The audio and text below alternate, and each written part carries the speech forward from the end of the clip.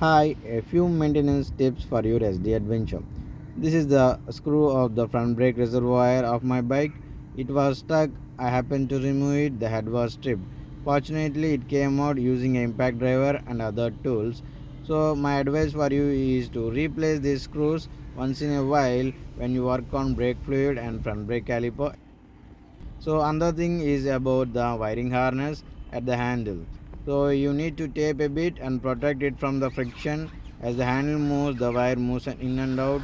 It would cut the wires. I happen to see wire cuts with the kill switch and ignition switch on other bikes, and it will add a flexibility too. The other one is a reminder of the chain loop here. Recently, I have topped up the coolant, and see, if you top up a little more, it would overflow from the drain pipe below the sump guard. Need not worry. So I use the motor jack for cleaning the chain and lubing it.